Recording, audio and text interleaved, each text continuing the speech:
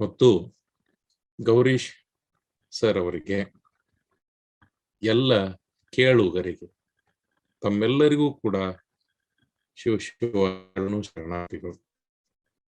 ಶ್ರೀಮದ್ ದಾಸಬೋಧದಲ್ಲಿ ಸಮರ್ಥ ರಾಮದಾಸ್ ಮಹಾರಾಜರು ಸಾಧಕನ ಸ್ಥಿತಿ ಬಗ್ಗೆ ಹೇಳ್ತಾರ.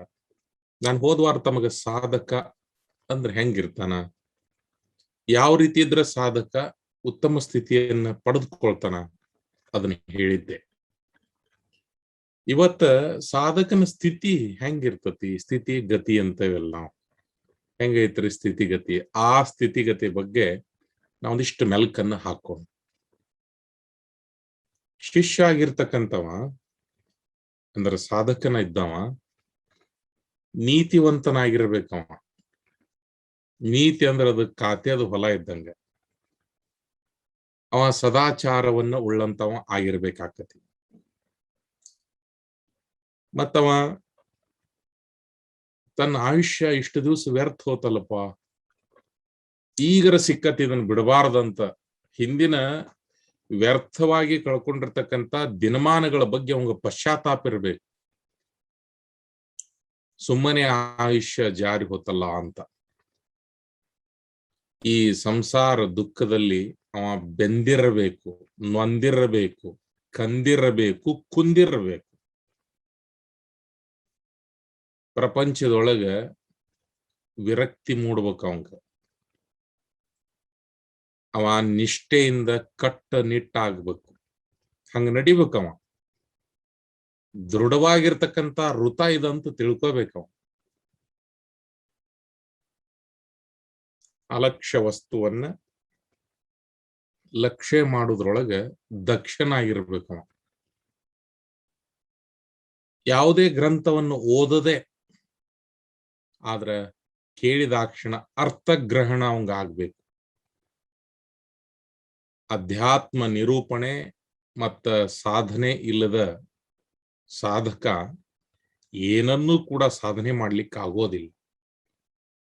ಹಿಂಗಾಗಿ ಸದ್ಗುರು, ಸಚ್ಚಿಷ್ಯ, ಶಾಸ್ತ್ರಾಭ್ಯಾಸ, ಸತ್ಕರ್ಮ ಇವುಗಳ ಜೊತೆಗೆ ಸಾಧನಾ ಮತ್ತು ಅಭ್ಯಾಸ ಇವೆಲ್ಲ ಕೂಡಿದು ಅಂತಂದ್ರ ಈ ಭವಸಾಗರವನ್ನ ದಾಟುವುದೇನ್ ದೊಡ್ಡ ಮಾತಲ್ಲ ಅಂತ ಹೇಳ್ತಾರ ರಾಮದಾಸ್ ಸ್ವಾಮಿಗಳು. ಜೈಸಿ ಸಂಗತಿ ಹೋಯೇಗಿ ತೈಸೋ ಈ ಫಲ್ ದೀನ್. ಹಿಂದಿ ಸಂತರೊಬ್ರು ಹೀಗೆ ಹೇಳ್ತಾರ ನಮಗೆ. ಪಾಪಿಗಳ ಸಂಗತಿ ನಮ್ಮನ್ನ ಅಧೋಗತಿಗೆ ಒಯ್ತೈತಿ. ಪುಣ್ಯವಂತರ ಸತ್ಸಂಗತಿ ಒಳಗ ನಾವ್ ಇದ್ವಿ ಅಂದ್ರ ನಮಗ್ ಸದ್ಗತಿ ಪ್ರಾಪ್ತ ಆಗ್ತದೆ. ಅನುಭವಿಗಳಾಗಿರ್ತಕ್ಕಂಥ ಸಾಧಕರ ಸಹವಾಸದಲ್ಲಿ ನಾವು ನೇಮ ಮಾಡ್ಬೇಕು, ಅಂದ್ರೆ ಧ್ಯಾನ ಮಾಡ್ಬೇಕು ಅಂತ. ಸಾಧನದೊಳಗ ಪ್ರಗತಿ ಆಗ್ತದ. ಪರಬ್ರಹ್ಮದ ಪ್ರಾಪ್ತಿಗಾಗಿ ಬಹಳಷ್ಟು ಅಲದಾಡಿ ನಾವೇನ್ ಕಷ್ಟ ಪಡ್ಬೇಕಾಗಿಲ್ಲ. ಕುಳಿತಲ್ಲೇ ನಿಶ್ಚಿಂತರಾಗಿ ಕುಂಡ್ರದು, ಆಲೋಚನಾ ರಹಿತರಾಗುವುದು, ಶುದ್ಧ ಸಾರವನ್ನ ಶ್ರವಣ ಮಾಡೋದು. ಶುದ್ಧ ಸಾರತೆ ಶ್ರವಣ ಪ್ರತ್ಯಯಾಚೆ ಮನನ ವಿಜ್ಞಾನ ಪಾಹತಿ ಉನ್ಮನ ಸಹಜೆ ಹೋತೆ. ಸಹಜವಾಗಿ, ಸುಲಭವಾಗಿ, ಸರಳವಾಗಿ, ಸುಲಲಿತವಾಗಿ ನಾವು ಧ್ಯಾನಕ್ಕೆ ತೊಡಗಬೇಕು. ಅನುಭವ ಸಿಗಲ್ದ ಹೊರತು ವಿಜ್ಞಾನಕ್ಕೆ ತಲುಪಿದ್ರ ಮನ ಹೆಂಗ್ ಉನ್ಮಾನ ಆಕತ್ತದ. ಹೀಗಾಗಿ ಅನುಭವ ಸಿಕ್ತಂದ್ರ ನಮಗ ವಿಜ್ಞಾನಕ್ಕೆ ಹೋಗಿ ತಲುಪಿ ಮನಸ್ಸು ಸಹಜವಾಗಿ ಉನ್ಮನ ಆಕತಿ ಅಂತಾರ. ಆ ನಿರ್ವಿಕಲ್ಪ ವಸ್ತುವಿನ ಪ್ರಾಪ್ತಿ ಆಗ್ಬೇಕಂತಂದ್ರ ಕಲ್ಪನೆ ಇರಬಾರದು. ಆಲೋಚನೆ ಅಲ್ಲ ನಾ ಹೇಳುದು, ಕಲ್ಪನೆನ ಇರಬಾರ್ದು. ಮೊದ್ಲ ಕಲ್ಪನೆ ಬಂತಂದ್ರ ಅದಕ್ಕೊಂದು ಆಲೋಚನೆ ಬರ್ತದಂತ. ಅದಕ್ಕೆ ಕಲ್ಪನಾನ ಇರಬಾರ್ದು. ಮೂಲ ಬೇರದನ್ನ ತೆಗೆದು ಹೋಗುದು ಬಿಡು. ರೂಢಿ ಆಗ್ಬೇಕಿದು. ಏಕದಮ್ ಒಂದ ದಿವ್ಸಕ್ಕ ಈ ಕಲ್ಪನೆ ಕಡ್ಕೊಂಡು ಹೋಗ್ತೇನಂತಂದ್ರ ದೊಡ್ಡ ಸುಳ್ಳವ ಅಂತ ತಿಳ್ಕೊಬೇಕು. ರೂಢಿ ಆಗ್ಬೇಕು. ಏಕಾಗ್ರಗೊಳಿಸ್ಕೋಬೇಕು, ಸಾಧ್ಯ ಆಕತಿ ಇದು. ಅವಾಗ ವಸ್ತುವಿನ ಪ್ರಾಪ್ತಿ ಆಗ್ತದೆ. ವಸ್ತುವಿನ ಕಲ್ಪನೆ ಮಾಡ್ಕೋತ ಹೋದ್ರ ದ್ವೈತ ಹುಡ್ತದ. ಯಾಕಂದ್ರೆ ಅದ ಬೇರೆ ನಾನ ಬೇರೆ ಅನ್ಕೊಂತ ಹೊಂಟ್ಬಿಡ್ತೇವೆ ನಾವು. ಹಂಗಂತೇಳಿ ನಾಮಸ್ಮರಣೆ ಬಿಡುವ ಹಂಗಿಲ್ಲ. ನಾಮಸ್ಮರಣೆ ಅಂತಂದ್ರ ಧ್ಯಾನದ.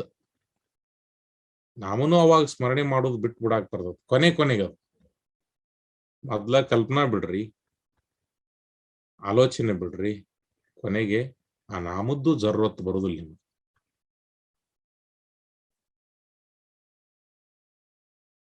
ಮನುಷ್ಯ ಶೂನ್ಯದೊಳಗ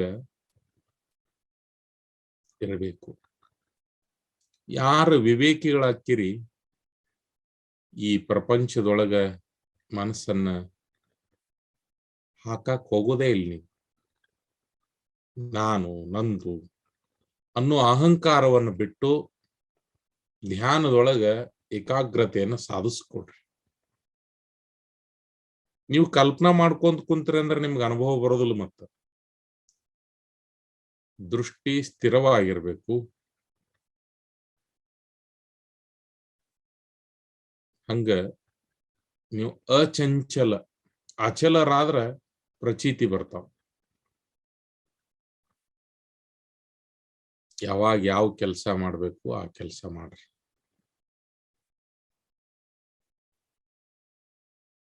ಮೂಗಿನ ತುದಿ ಮ್ಯಾಗ ದೃಷ್ಟಿ ಇರಿಸ್ಕೊಳ್ಳೋದು, ತನ್ನಿಂತಾನ ಅದು ನಿಮ್ಮನ್ನ ಆವರಿಸ್ಕೊಳ್ತತಿ. ಎಷ್ಟು ಕೇಳ್ತಿರಲ್ಲ, ಇವನ್ನೆಲ್ಲ ಕೇಳ್ತಿರಲ್ಲ, ಯಾರ್ಯಾರು ಹೇಳಿರ್ತಾರಲ್ಲ ಎಲ್ಲವನ್ನು ಕೇಳ್ಕೊತೀರಿ. ಈ ಕೇಳಿದ್ದನ್ನ ಮನಸ್ಸಿನಾಗ ಮೆಲುಕು ಹಾಕೋರಿ. ಎಲ್ಲಾ ರೀತಿಯಿಂದ ಪ್ರಯತ್ನ ಮಾಡಿ ಒಳ್ಳೆ ಗುಣಗಳನ್ನ ಅಳವಡಿಸ್ಕೊಡ್ರಿ. ನಿರ್ವಿಕಲ್ಪ, ಶಾಶ್ವತ, ಅನಂತ ಆಗಿರ್ತಕ್ಕಂಥ ಆ ವಸ್ತು ಜ್ಞಾನದ ದೃಷ್ಟಿಯಿಂದ ನೋಡಿ ಆ ಅನುಭವದೊಳಗೆ ಇರ್ರಿ. ಸಂಗತ್ಯಾಗ ಮತ್ತ ನಿಧಿಧ್ಯಾಸಗಳಿಂದ ನಿಮಗೆ ತದ್ರೂಪತೆ ಬರ್ತದೆ, ಮೋಕ್ಷ ಸಿಗ್ತದೆ. ಅದಕ್ಕಾಗಿ ಜಾಗೃತ ಆಗ್ರಿಪ್ಪ ಅಂತ ಅವರು ಸೂಚನೆ ಕೊಡ್ತಾರೆ ರಾಮದಾಸ್ ಮಹಾರಾಜರು. ದೃಶ್ಯ ಜಗತ್ತಿನ ಬಗ್ಗೆ ನಿರ್ವೇದ ಹುಟ್ಟಿ ನಾಮಸ್ಮರಣೆಯನ್ನ ಅಂದ್ರ ಧ್ಯಾನವನ್ನ ಬಳಸ್ಕೊಡ್ರಿ. ನಮ್ಗ ಅದು ಕಾಣವಲ್ಲಲ್ಪ ಅಂತ ಕಳವಳ ಹುಟ್ಟಬೇಕು, ಕಣ್ಣೀರ್ ಹಾಕ್ರಿ. ಅವಾಗ ಅದರ ದರ್ಶನ ಆಗ್ತದೆ. ಧ್ಯಾನಕ್ಕೆ ಕುಂತ್ರಿ ಅಂದ್ರ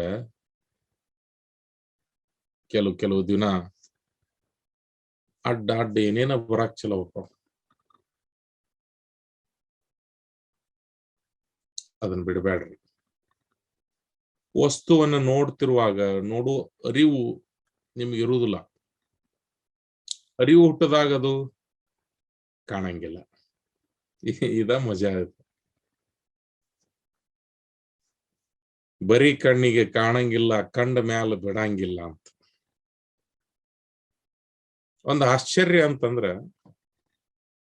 ಎಷ್ಟು ಸಾಧ್ಯಕತ್ತಷ್ಟು ಮೌನ ವಹಿಸ್ರಿ. ಮಾತಿನಿಂದ ಶಕ್ತಿಯ ಕುಂದ್ಕೊಂತ ಹೋಗತ್ತದ, ಕಳ್ಕೊಂತ ಹೋಗ್ತಿರಿ. ಮಾತಿನಿಂದ ಶಕ್ತಿ ಕಳಿತೈತಿ, ಮೌನ ಶಕ್ತಿ ತುಂಬತದ. ಆಲೋಚನಾ ರಹಿತ ಸ್ಥಿತಿಗೆ ಹೋಗಿ ಮುಟ್ಟಿದ್ರಿ ಅಂದ್ರ ಎಲ್ಲಾನು ನಿಮಗ್ ಕಟ್ಟಿಟ್ಟು ಬುತ್ತಿ ಐತಿ ನೋಡ್ರಿ.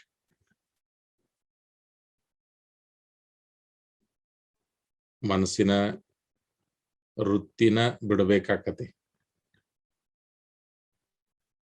ಅವಾಗ ಪರಬ್ರಹ್ಮ ಅನ್ನೋ ನಿವೃತ್ತಿ ಪದ ನಿಮಗೆ ಸಿಗ್ತದೆ. ಏಕಮುಖವಾಗಿ ಮಾಯೆ ಪ್ರಪಂಚವನ್ನ ಲಕ್ಷ್ಯ ಮಾಡುವಂತ ಈ ಮನಸ್ಸು ದೇವರೊಳಗೆ ಕೂಡಿ ಒಂದಾಗಿ ಅಲ್ಲೇ ನಾಮಸ್ಮರಣೆನೂ ಇಲ್ಲ, ಏನು ಉಳಿದಿಲ್ಲ. ಯಾಕಂದ್ರ ನೀವು ಅದ ಆಗಿಬಿಡ್ತೀರಿ.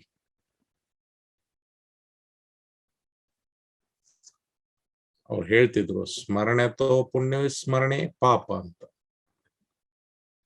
ಅಲ್ಲಿ ಸ್ಮರಣೆನೂ ಇಲ್ಲ, ವಿಸ್ಮರಣೆನೂ ಇಲ್ಲ, ಯಾವ ಭೇದ ಭಾವನೂ ಅಲ್ಲಿ ಉಳಿಯುವುದಿಲ್ಲ. ಈ ಪ್ರಪಂಚದೊಳಗೆ ಹೆಂಡತಿ ಮಕ್ಕಳನ್ನ ಸಾಕ್ಬೇಕು, ಅವ್ರನ್ನ ಪಾಲನೆ ಪೋಷಣೆ ಮಾಡ್ಬೇಕು, ಅವ್ರನ್ನ ಬೆಳೆಸ್ಬೇಕು, ಅವ್ರಿಗೆ ವಿದ್ಯಾಭ್ಯಾಸ ಕೊಡಿಸ್ಬೇಕು. ಇದ್ ಹೆಂಗ್ ನೀವು ನಿಮ್ ಕರ್ತವ್ಯ ಅಂತ ತಿಳ್ಕೊತೀರಿ, ಹಂಗ ಧ್ಯಾನ ಮಾಡೋದು ಒಂದ್ ಕರ್ತವ್ಯ ಅಂತಾನ ತಿಳ್ಕೊಬೇಕು. ಶರೀರ ಭಾವ ಬಿಡ್ರಿ. ಏನ್ರಿ ಬಾಳತನ ಕುಂತ ಮ್ಯಾಗ ನಮ್ಗ ಕೈಕಾಲು ನೋವು ಆಕ್ಕವು, ಇಂಥವೆಲ್ಲ ನೀವು ಆಲೋಚನೆ ತರಬೇಡ್ರಿ. ಶರೀರ ಭಾವ ಬಿಟ್ಟು ಧ್ಯಾನ ಮಾಡಕ್ ಯಾವಾಗ ತೊಡಗ್ತೀರಿ, ಅವಾಗ ನಿರಂತರತೆ ಇದನ್ನ ಕಾಯ್ಕೊಂಡು ಹೋಗ್ಬೇಕು. ನೀವು ಲೆಕ್ಕ ಇಲ್ದಷ್ಟು ಇದನ್ನ ಮಾಡ್ಬೇಕು. ನೀವು ಸಾಧನದ ಪ್ರಮಾಣ ಅವಾಗ ಹೆಚ್ಚಾದಾಗ ದೇವ ಕಾಣಿಸ್ತಾನೆ. ಉಪಾಸನೆ ಆಧಾರ ಬಹಳ ದೊಡ್ಡದದು. ಆ ಆಧಾರ ಇಲ್ದ ನೀವು ಏರಿ ಹೋಗಕ್ ಆಗುದಿಲ್ಲ, ಯಶ ನಿಮ್ಮ ಕೈ ವಶ ಆಗುದಿಲ್ಲ. ಅದನ್ನ ಆಧಾರ ಮಾಡ್ಕೊಡ್ರಿ. ಎಲ್ಲಿವರೆಗೆ ಪುಣ್ಯ ಸಂಗ್ರಹ ಇರ್ತದಲ್ಲ ಅಲ್ಲಿ ಮಠನು ಅಖಂಡ ಧ್ಯಾನದ ಕಡೆ ಲಕ್ಷ್ಯ ವಹಿಸ್ರಿ. ಅಖಂಡ ಧ್ಯಾನ ಮಾಡಿದ್ರೂ ಅನುಭವ ಬರದಿದ್ರ ಪತಿತತನದಲ್ಲಿ ನಾವು ಅದೇವೆ ಅಂತ ತಿಳ್ಕೋಬೇಕಷ್ಟ.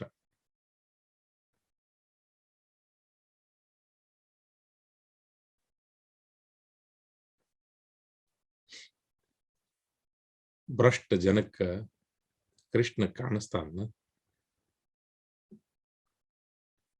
ಕಾಣು ಮಠ ಬಿಡಬಾರದು. ಎಂದೂ ಕೂಡ ಸ್ವಾಮಿ ದ್ರೋಹ ಮಾಡ್ಬೇಡ್ರಿ, ನಂಬಿದವ್ರಿಗೆ ಮೋಸ ಮಾಡ್ಬೇಡ್ರಿ. ಯಾಕಂತಂದ್ರೆ ಬೇರೆ ಕೆಲಸ ಇಲ್ಲನ ಅವ್ರಿಗೆ, ನಿಮ್ಮ ನಂಬ್ಕೊಂಡು ಕುಂತಾರಲ್ಲ, ಆ ನಂಬಿಕೆ ಉಳಿಸ್ಕೊಡ್ರಿ, ಬೆಳೆಸ್ಕೊಡ್ರಿ, ಅದನ್ನ ಕಳ್ಕೋಬೇಡ್ರಿ. ಬಿತ್ತುದಾದ್ರ ಕನಸು ಬಿತ್ರಿ, ಅದರ ಫಲ ಉಂಡ್ರಿ. ಆದ್ರೆ ಯಾರ ಮನಸ್ಸಿನಾಗೂ ದ್ವೇಷ ಬಿತ್ತಬೇಡ್ರಿ. ಒಬ್ಬ ಸಾಧಕನ ಸ್ಥಿತಿ ಹೆಂಗಿರ್ತೈತೆ ಅಂದ್ರೆ ಕನಸನ್ನ ಬಿತ್ತುವಂಗಿರ್ಬೇಕು, ಅದನ್ನ ಕಟ್ಟುವಂಗಿರ್ಬೇಕು. 1000 ಅನ್ಯಾಯ ಮಾಡಿದ್ರು ಕೂಡ ಗುರು ನಿಮ್ಮನ್ನು ಕ್ಷಮಾ ಮಾಡ್ತಾನೆ. ಅದಕ್ಕಾಗಿ ಒಮ್ಮೆ ಅವ ಕ್ಷಮಾ ಮಾಡಿದ್ಮೇಲೆ ಮತ್ತ ಆ ದಾರಿ ಹಿಡಿಬೇಡ್ರಿ.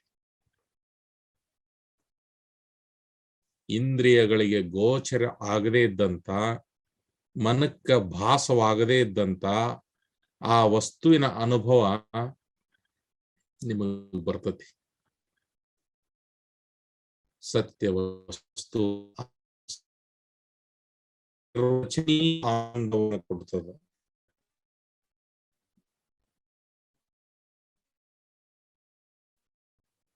ಆ ವಸ್ತುವಿನ ಒಡನೆ ಅನನ್ಯವಾಗಿರುವುದನ್ನು ಕಲಿರಿ. ಅನನ್ಯತೆ ಅಂದ್ರೆ ಬೇರೆಯಾಗಿ ಉಳಿದಿರುವುದು, ನಿಸ್ಸಂಗತ್ವ ಅಂತ.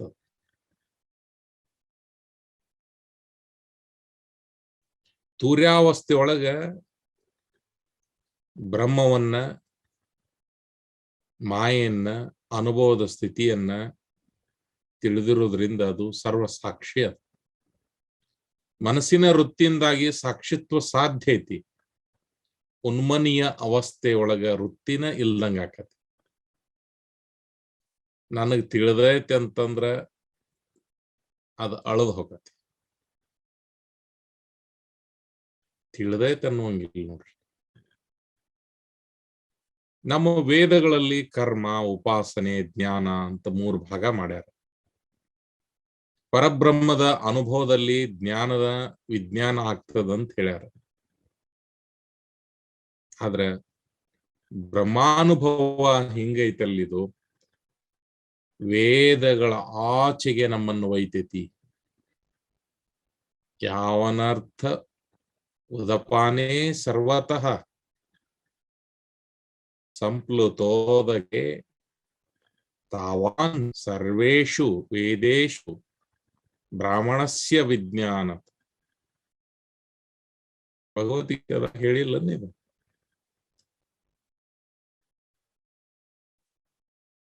ವೇದ ಅನ್ನೋದು ಒಂದು ಕೆರೆ ಇದ್ದಂಗೆ, ಆತ್ಮ ಅನ್ನೋದು ಅದನ್ನು ವ್ಯಾಪಿಸಿಕೊಂಡು ಸಾಗರದಂಗದಾನ ಅಂತ ತಿಳ್ಕೊರಿ. ಬ್ರಹ್ಮದ ನಿಶ್ಚಿತ ಜ್ಞಾನ ಆತಂದ್ರ ಸಂಶಯ ಕಡಿದು ಹೋಗತಿ.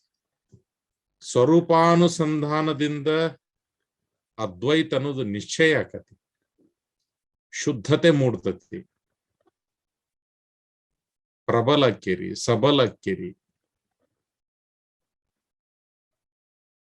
ನೋಡ್ರಪ್ಪ, ದುರ್ಗುಣಗಳನ್ನ ಒಬ್ಬ ಸಾಧಕ ಇದ್ದಾವ ತ್ಯಾಗ ಮಾಡ್ಬೇಕು.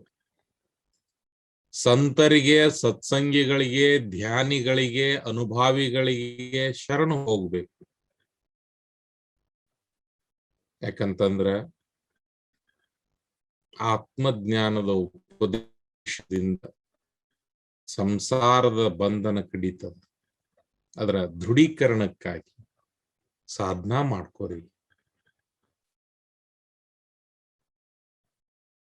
ಶಿಷ್ಯ ಇದ್ದಂತವ, ಸಾಧಕ ಇದ್ದಂತವ ತನ್ನ ಸ್ಥಿತಿ ಹಿಂಗ್ ಮಾಡ್ಕೋಬೇಕವ. ಈಗ ಅಗದಿ ಅವ ಸ್ಥಿತಿವಂತ ನೋಡ್ರಿ ಅಂತ ಹೇಳ್ತಿರ್ತಾರ ನೋಡ್ರಿ. ಸ್ಥಿತಿವಂತರಂದ್ರೆ ಯಾರಿಗನ್ಬೇಕು? ಯಾರು ಪರಮ ನಿಷ್ಠತೆಯಿಂದ ಧ್ಯಾನಾಸಕ್ತರಾಗಿರ್ತಾರೋ ಅವ್ರ ಸ್ಥಿತಿವಂತರು. ದುಡ್ಡಿದ್ದವರು, ದ್ರವ್ಯ ಇದ್ದವರು, ಅಧಿಕಾರ ಇದ್ದವರು, ಅಂತಸ್ತಿದ್ದವರು, ಯೌವನ ಇದ್ದವರು, ಇವ್ರ ಸ್ಥಿತಿವಂತರಲ್ಲ. ಉತ್ತಮ ಸ್ಥಿತಿವಂತ ಸಾಧಕ ಸ್ಥಿತಿ ಹೆಂಗಂತಂದ್ರೆ ಸದಾವ ಕಾಲ ಧ್ಯಾನದೊಳಗೆ ಮುಳುಗಿರ್ಬೇಕಂತ ಒಂದು ಸ್ಥಿತಿವಂತವ. ನಿಷ್ಪೃಹ ಆಗಿರ್ತಕ್ಕಂಥ ಸಾಧಕ ಯಾವುದೇ ವೈಭವವನ್ನು ಕಣ್ಣೆತ್ತಿನೂ ಕೂಡ ನೋಡುದಿಲ್ಲ. ಎಡಗಾಲಿನಿಂದನೂ ಅದನ್ನು ಮುಟ್ಟಂಗಿಲ್ಲ. ಉಪಾಧಿ ಒಳಗ ಸುಖ ಕಂಡ್ರು ಅದ್ರಾಗ ಅವ ಮುಳುಗುದಿಲ್ಲ. ಸದಾವ ಕಾಲ ಸಾಧಕನ ಸ್ಥಿತಿ ಸ್ವರೂಪಾನಂದ ಸ್ಥಿತಿ ಒಳಗ ಅವ ತೊಡಗಬೇಕು. ನಮ್ಮ ಗುರುಗಳು ಯಾವಾಗ್ಲೂ ಹೇಳೋರು, ಯಾರ ಗೊಡವಿನೂ ಮಾಡ್ಬೇಡ್ರಪ್ಪ, ನಿಮ್ ದಾರಿ ನೀವು ಬಿಡಬ್ಯಾಡ್ರಿ, ಚಲೋ ತೆಂಗ ಧ್ಯಾನ ಮಾಡ್ರಿ ಅಂತಿದ್ರು. ಒಮ್ಮೊಮ್ಮೆ 1-2 ಗಂಟೆಗಳ ಕಾಲ ಧ್ಯಾನ ಕುಳಿತರು ನಮಗೇನು ಅನುಭವ ಆಕ್ಕಿದ್ದಿಲ್ಲ. ನಾವು ಧ್ಯಾನದಿಂದ ಎದ್ದ ಮೇಲೆ ವಸ್ತು ಕಾಣಿಸ್ಬಹುದು. ಸಾಧನದ ಪ್ರಾರಂಭದೊಳಗೆ ವಸ್ತು ಕಣ್ಣು ಮುಚ್ಚಾಲೆ ಆಟ ಆಡ್ತಕ್ಕಂಥ ಏಕದಮ್ ಕಾಣಂಗಿಲ್ಲ. ಏಕದಮ್ ಸತ್ಯ ತಿಳಿದಿಲ್ಲ ನಮಗ. ಯಾವಾಗ ನಾವು ಮಾಯನ್ನ ದುರ್ಲಕ್ಷ್ಯ ಮಾಡ್ತೀವಿ, ಅವಾಗ ನಮಗ್ ಒಂದು ಏನೋ ಅನುಭವ ಬರಕ್ ಚಲೋ ಆಕೈತಿ.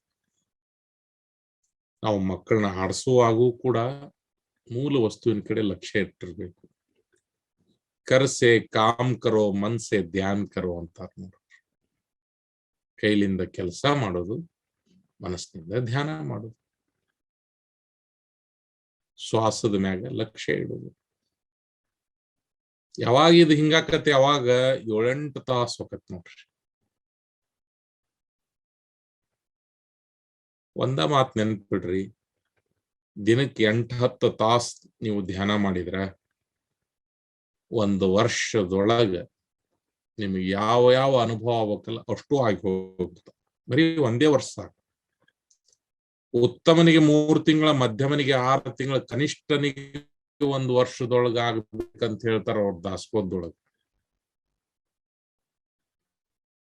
ಹೀಗಾಗಿ ದಿವಸೇ ದಿವಸ ಅಧಿಕ ಪ್ರೀತಿ ಯಾನಾವ ಚಡತಿ ವಾಡತಿ ಭಕ್ತಿ ಅಂತ. ದಿನ ದಿನ ದಿನ ಪ್ರೀತಿ ಹೆಚ್ಚಾದಂಗ ಅದು ಬೆಳಿಕೋಂತ ಹೋಗತ್ತದು, ಅಳಿಯೋದಲ್ಲದು. ಪ್ರೀತಿಗೆ ಸಾವಿಲ್ಲ. ಹಂಗ ಧ್ಯಾನದ ಮೇಲೆ ನಾವು ಆಸಕ್ತಿಯನ್ನು ಹೊಂದೋದು ಸಾಧಕನ ಸ್ಥಿತಿ ಅದು. ಓ ಏಕ ಸಿಪಾಯಿ, ಅವೊಬ್ಬ ಅಂಗರಕ್ಷಕನಾಗಿ ನಿಲ್ತಾ ನಮ್ಗೆ. ಧ್ಯಾನದೊಳಗೆ ಕಾಣಿಸುವಂತ ಆತ್ಮ ಸ್ವರೂಪ ದೇಹದಾಗ ಇದ್ರೂ ಅದಕ್ಕ ಹಸಿವು ನಿದ್ರೆ ನೀರಡಿಕೆ ಇರುವುದಿಲ್ಲ. ಮತ್ತ ಅದು ವಿದೇಹಿಯಾಗಿರ್ತೈತ. ಅದು ಆತ್ಮ ಶರೀರದಿಂದ ಹೊರಗೆ ಬಂದು ಕಾಣಿಸಿದ ಮ್ಯಾಲ ಯಾರೇ ಶರೀರದಲ್ಲಿ ವಾಸವಾಗ್ಲಿಕ್ಕೆ ಹೋಗುವುದಿಲ್ಲ. ಹಿಂಗ ಜನನ ಮರಣಗಳು ಸಾಧಕನಿಗೆ ತಪ್ತಾವು, ವಿಧೇಯ ಸ್ಥಿತಿಯನ್ನ ಪಡಿಲಿಕ್ಕೆ ಸಾಧ್ಯ ಆಗ್ತದೆ. ಅನುಭವದೊಳಗ ಅತ್ಯಂತಿಕ ಸುಖ ಐತಿ. ಸಾಧನದೊಳಗ ಮನದ ನಿಂತಂದ್ರ ವಸ್ತುವಿನ ಪ್ರಾಪ್ತಿ ಆಗ್ತದೆ. ನಿಮಗೆ ವಾಸನ ಇಲ್ದನ ತೃಪ್ತಿ ಆಗ್ಬೇಕು. ನಾವು ನೀವೆಲ್ಲ ಈ ಜೀವಕ್ಕ ಅಜ್ಞಾನದಿಂದ ಅಹಂಕಾರ ಅಂಟ್ಕೊಳ್ತತಿ. ಅದನ್ನ ತ್ಯಾಗ ಮಾಡ್ರಿ, ಬಿಡ್ರಿ ಅದನ್ನ ಅಹಂಕಾರ. ದೇಹ ಬುದ್ಧಿ ದೊಡ್ಡ ಸ್ಥಿತಿ ಒಳಗೆ ನಮ್ಮನ್ನ ಅಡ್ಡಗೆಡುತ್ತದೆ. ಹಿಂಗಾಗಿ ದೇಹ ಬುದ್ಧಿ ಸೆ ಆತ್ಮ ಬುದ್ಧಿ ಕರಾವೆ, ಸದಾ ಸಂಗತಿ ಸಜ್ಜನಾಚೆ ದರಾವೆ. ದೇಹ ಬುದ್ಧಿಯಿಂದ ಆತ್ಮ ಬುದ್ಧಿಯತ್ತ ನಾವು ವಾಲ್ಬೇಕು. ಅಹಂಕಾರವನ್ನ ಯಾರೂ ಸಹಿಸೋದಿಲ್ಲ. ನೀವು ಖಾರ ತಿಂದ್ರಿ ಅಂದ್ರ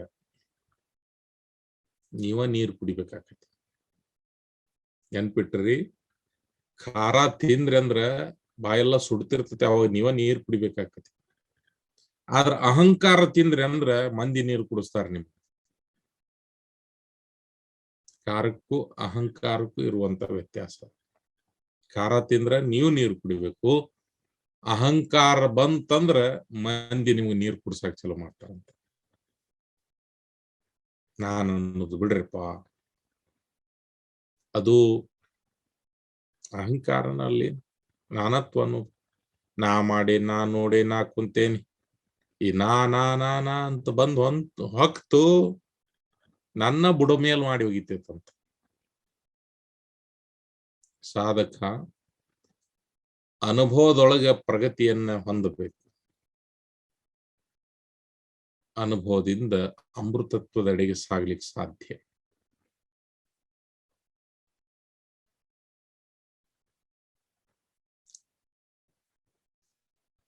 ಎಲ್ಲಾ ಕಡೆ ಉಪಾಸನೆ ನಡಿಬೇಕಿದು, ಎಲ್ಲಾ ಕಡೆ ಧ್ಯಾನ ನಡಿಬೇಕು, ನಿರಂತರವಾಗಿರ್ಬೇಕು. ಇದು ನಿರಂಜನ ಪರಬ್ರಹ್ಮದ ಸ್ಥಿತಿಗೆ ನಮ್ಮನ್ನು ಹೋಗಿ ಮುಟ್ಟಿಸ್ತತಿ ಅಂತ ಅವ್ರು ಸ್ಪಷ್ಟಪಡಿಸ್ತಾರೆ. ಈ ಸೃಷ್ಟಿಯ ಪೂರ್ವ ಸ್ಥಿತಿ, ಒಬ್ಬ ಯೋಗಿಯ ಸ್ಥಿತಿ ಎರಡೂ ಒಂದ. ಸೃಷ್ಟಿ ನಿರ್ಮಿತಿ ಒಳಗ ಭೇದ ಅನ್ನೋದು ಆಗ್ಯದ. ಊರ್ಧ್ವಮುಖವಾಗಿ ನೋಡಿದ್ರೆ ಬ್ರಹ್ಮದೊಳಗ ಭೇದಕ್ಕನ ಎಡೆ ಇಲ್ಲ. ಭೇದಾಭೇದಗಳ ವಿಚಾರ ಮಾಯೆಯ ಉಪಾಸನೆಯ ಸರ್ವಕರ್ತನಾಗಿರ್ತಕ್ಕಂಥ ಸರ್ವಶಕ್ತಿ ಆ ಅನುಭವದ ಮೂಲಕ ನಾವು ತಿಳ್ಕೋಬೇಕು. ಅಗಾಧವಾಗಿರ್ತಕ್ಕಂಥ ಪುಣ್ಯದ ಫಲದಿಂದ ಸ್ವಲ್ಪ ಮಟ್ಟಿಗಾದ್ರೂ ಆತ್ಮಾನುಸಂಧಾನ ಮಾಡ್ಕೋಬೇಕು. ಒಬ್ಬ ಸಾಧಕ ದೇವರೊಳಗೆ ಅನನ್ಯ ಭಕ್ತಿ ಭಾವವನ್ನು ಇಟ್ಟಿರ್ಬೇಕು, ಅಭ್ಯಾಸದಾಗ ತೊಡಗಬೇಕು, ದುಷ್ಟರ ಸಂಘವನ್ನ ಬಿಡಬೇಕು, ಶಿಷ್ಟರ ಸಂಘವನ್ನ ಹಿಡಿಬೇಕು. ನೀವು ನಿವೇದನ ಸ್ಥಿತಿ, ನಿವೇದನೆ ಮಾಡ್ಕೋಬೇಕು. ನೀವು ವಿಧೇಯ ಸ್ಥಿತಿಯನ್ನ ತಲುಪಲಿಕ್ಕೆ, ಅಲಿಪ್ತತೆಯನ್ನ ಹೊಂದಲಿಕ್ಕೆ ಅಂದ್ರೆ ಸಹಜ ಸ್ಥಿತಿ ಒಳಗಿರಬೇಕು. ಉನ್ಮನಾವಸ್ಥೆಯನ್ನು ಪಡ್ಕೋಬೇಕಂದ್ರೆ ವಿಜ್ಞಾನದ ದಾರಿ ಹಿಡಿಬೇಕು. ಇವೆಲ್ಲ ಸಾಕ್ಷಾತ್ಕಾರದ ಮಾರ್ಗನ ಇವು. ಹಿಂಗಾಗಿ ಜ್ಞಾನ ದೃಷ್ಟಿಯಿಂದ ನೋಡ್ಕೊರಿ, ಆತ್ಮ ಸ್ವರೂಪದೊಳಗ ಅನನ್ಯತೆಯನ್ನ ಹೊಂದ್ರಿ. ಶಾಶ್ವತವಾದ ಆ ಶಕ್ತಿಯನ್ನ ಕಂಡು ಹಿಡಿದು ಅದರೊಳಗೆ ಒಂದಾಗ್ರಿ.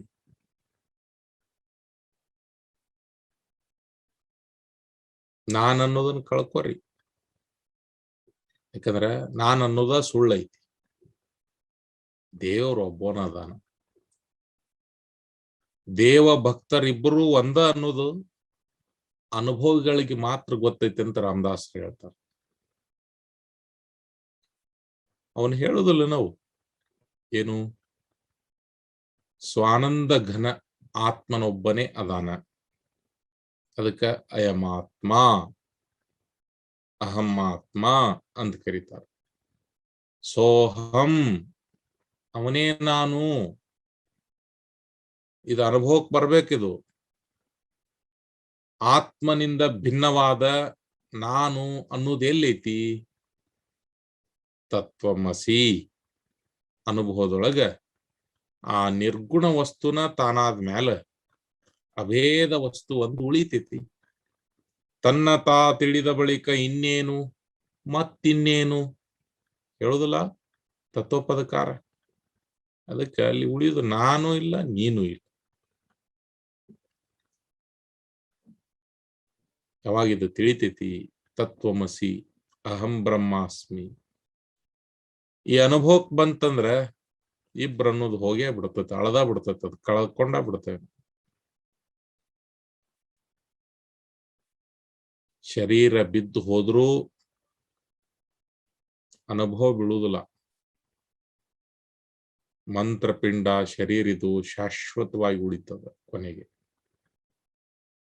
ಆದಿ ಅಂತ್ಯ ಮಧ್ಯ ಎಲ್ಲದರಾಗೂ ಒಬ್ಬವನದಾನ ಅಂತ ತಿಳ್ಕೊರಿ ನೀವು. ಆತ್ಮ ಸ್ವರೂಪ ಸಂಧಾನದಿಂದ ಇದನ್ನೆಲ್ಲ ಅವಂಗ ನಿವೇದನೆ ಮಾಡಿಕೊಡ್ರಿ. ಅಹಮಾತ್ಮ ಅನ್ನೋದು ಬೋಧವಾಗಿ ಭಕ್ತರ ದೇವರ ಐಕ್ಯತೆ ಉಂಟಾಕತ್ತಿ. ಈ ದೇಹನ ನಾನು ಅನ್ನೋ ದೇಹ ಬುದ್ಧಿಯಿಂದ ಬಂಧಿಸಲ್ಪಟ್ಟಂತ ಜೀವ ದೇಹಾತೀತನಾದಾಗ ಮೋಕ್ಷ. ನಿರ್ಗುಣ ಆತ್ಮ ಮತ್ತ ತಾನು ಒಂದೇ ಆದಾಗ ಜನ್ಮದ ಸಾರ್ಥಕತೆ ಆಕತೆ ಅಂತ ರಾಮದಾಸ್ ಹೇಳ್ತಾರೆ. ಸ್ವಲ್ಪ ಪ್ರಚೀತಿ ಬಂದ ತಕ್ಷಣ ತೃಪ್ತಿ ಆಗ್ಬೇಡ್ರಿ, ಹೆಚ್ಚು ಧ್ಯಾನ ಮಾಡ್ರಿ, ಆತ್ಮ ಸ್ವರೂಪ ಸ್ಥಿತಿಯನ್ನು ಕಂಡುಕೊಳ್ರಿ.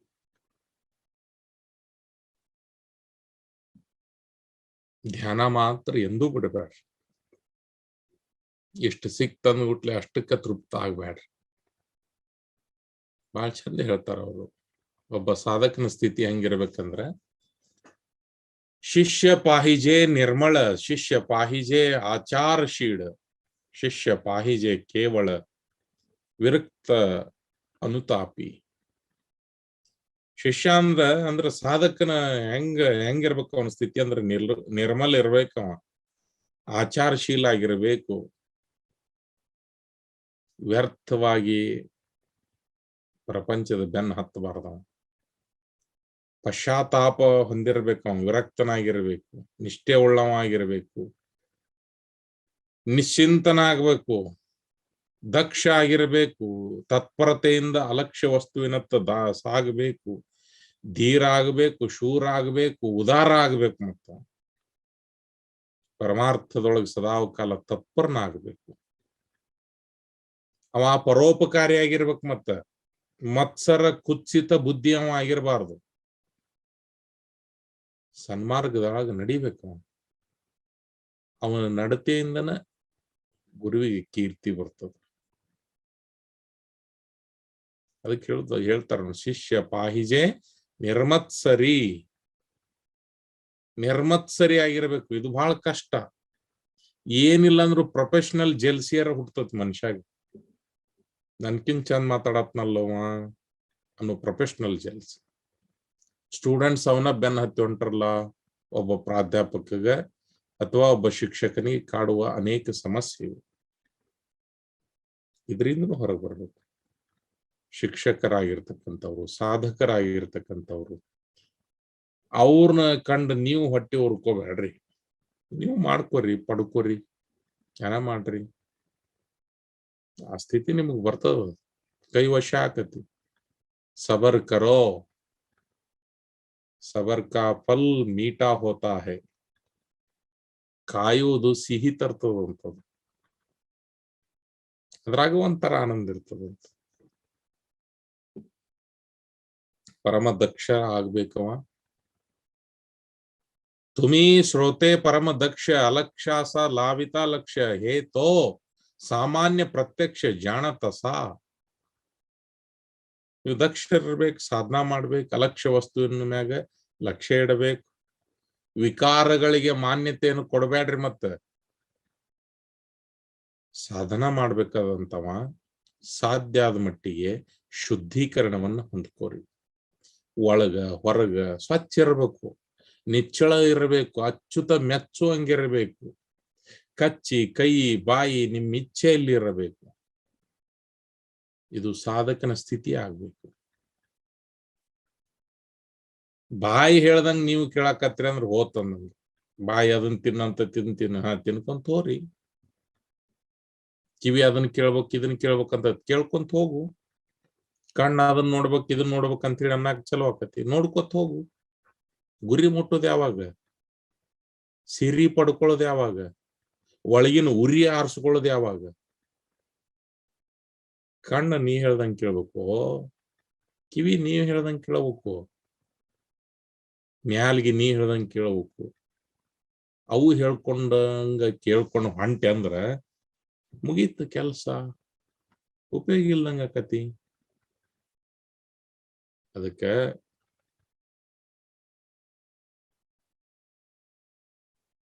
ಗುರುಗಳು ಹೇಳ್ತಿದ್ರು ನಮಗೆ, ಎಷ್ಟು ಪದಗಳಾಕ್ಕಾವ ಅಷ್ಟು ಪದಗಳನ್ನ ಹಾಡ್ರಿ, ಅದರ ಅರ್ಥ ಸರಿಯಾಗಿ ತಿಳ್ಕೋರಿ. ಯಾಕಂತಂದ್ರ ಕೆಟ್ಟ ಬುದ್ಧಿಯ ಬಿಡು ಮನವೇ, ಶಿಷ್ಟರ ದಾರಿ ಹಿಡಿ ಮನವೇ ಅಂತ. ಬುದ್ಧಿಶಾಲಿ ಆಗ್ಬೇಕು, ಅದು ಆತ್ಮ ಬುದ್ಧಿಶಾಲಿ ಆಗ್ಬೇಕು. ಪ್ರೇಮಳ ಭಕ್ತಿಯನ್ನ ಸಾಧಿಸ್ಬೇಕು. ಒಳ್ಳೆ ಭೂಮಿ ಇದ್ರ, ಉತ್ತಮ ಬೀಜ ಹಾಕಿದ್ರಿ ಅಂದ್ರ, ಮಳಿ ಚಲೋ ಆತಂದ್ರ ಉತ್ತಮ ಬೆಳಿ ಬರ್ತತಿ. ಹೊಲದೊಳಗ ಏನ್ ಬಿತ್ತಿರಿ ಅದನ್ನ ಪಡ್ಕೊಳಕ್ ಸಾಧ್ಯ. ಹಂಗ ನಿಮ್ ಕರ್ಮದೊಳಗ ನೀವೇನು ಚಲೋದ್ ಬಿತ್ತಿದ ಚಲೋದ್ ಬರ್ತತಿ, ಕೆಟ್ಟದ್ ಬಿತ್ತಿದ್ರ ಕೆಟ್ಟದ್ ಬರ್ತತಿ. ಈ ದಿನ ಏನ್ ಬಿತ್ತಿರಿ ನೋಡ್ಕೊರಿಲ್ಲ, ಅದನ್ನ ಉಣಬೇಕಾಕತಿ. ಸಾಧಕನ ಸ್ಥಿತಿ ನಿರ್ಲಿಪ್ತ ಭಾವದಿಂದ ಕೂಡಿರ್ಬೇಕು. ಯಾರ ಕಡೆಯಿಂದ ಹೆಚ್ಚು ಬೇಡಿಕೆಯನ್ನು ಇಡಬೇಡ್ರಿ. ಯಾರನ್ನು ಬೇಡೋದ್ರೊಳಗ ಅರ್ಥ ಇಲ್ಲ. ಬೇಡುವಾತ ಸಾಧಕನಲ್ಲ, ಅದಕ್ಕಾಗಿ ಬೇಡುವಂಗಿಲ್ಲ. ಬೇಡಿಕೆಗಳನ್ನು ಕಡಿಮೆ ಮಾಡ್ಕೋರಿ. ಯಾಕಂದ್ರೆ ಈ ಬೇಡಿಕೆಗಳಿಗೆ ಲಿಮಿಟ್ ಇಲ್ಲಿದ. ಅಡಮ್ ಸ್ಮಿತ್ ಅಂತಕ್ಕಂಥ ಅರ್ಥಶಾಸ್ತ್ರಜ್ಞ ಒಂದ್ ಕಡೆ ಹೇಳ್ತಾನ, ಹ್ಯೂಮನ್ ವಾಂಟ್ಸ್ ಆರ್ ಅನ್ಲಿಮಿಟೆಡ್. ಮನುಷ್ಯನ ಮಿತಿ ಇಲ್ದಂತ ಬಯಕೆಗಳ ಮಧ್ಯೆ ನೀವು ಸಿಲುಕ್ ಹಾಕೊಂಡ್ರಿ ಅಂದ್ರ ಅತಿಯಾಗಿ ನಿಮ್ಮ ಗತಿನ ಗೆಡಿಸ್ತೈತ. ಅತಿ ಆಸೆ ಗತಿಗೇಡ್ ಅಂತಾರಲ್ಲ, ಹಂಗ ಗತಿಗೇಡಿ ಅಕ್ಕಿರಿ.